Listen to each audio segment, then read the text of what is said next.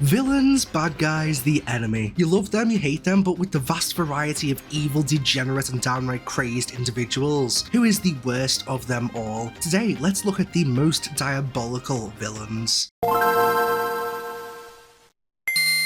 The Patrick Bateman of anime, Johan from Monster, is the definition of true evil. Listen, this guy is creepy and terrifying to the core. Now, I don't know if it's just the animation style, but he genuinely does look like a deranged looking individual. I mean, this man genuinely does need to be institutionalized. He's also a straight up demon in the show. He gave a town of people guns to kill each other. He set fire to a library full of people. And in his free time, he likes to convince children to jump off of rooftops. Look, maybe we can blame it on the fact that if he had a different upbringing, he might have turned out better.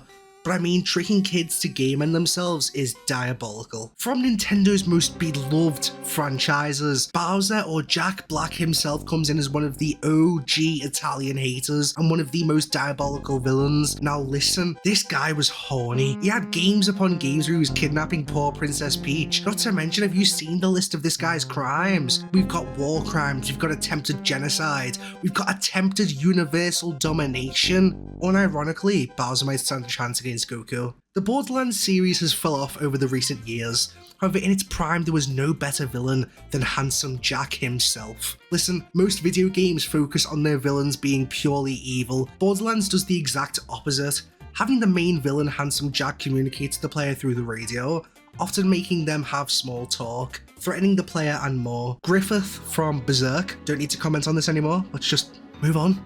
Look, by now we all know that Dio was a straight up menace. He killed everyone and everything. This man knew nothing but hatred. He killed dogs, he made a mother eat her own baby. There's quite literally nothing that Dio would not do. The worst part about all this is that he liked it. This man enjoyed killing, torturing and doing anything that was considered evil. He was the epitome of standing on business, but also pure insanity. This man needs to be locked up. Joseph Seed. He's the man with the most realistic snot in all of gaming. This guy was the main villain of Far Cry 5 and he's probably the closest contender, one of the best villains in the entire series. He's a man who believes he can hear God, and the story behind Far Cry 5 is honestly very well written and it makes him look like a genuinely unhinged and scary guy. He claims that he can see an impending doom, which is just stupid. Nothing bad would ever happen in America.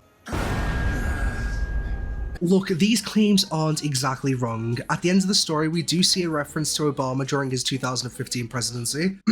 Technically, his actions and words aren't bad since the country does get game-ended, and so I guess this means that he can hear God, but the execution of his plan overall is just terrible. Like I said, villains are part of every piece of media, but these are some of the more diabolical, evil just to be evil villains I can think of. Thanks for watching, my name's Ben, and I will see you next time.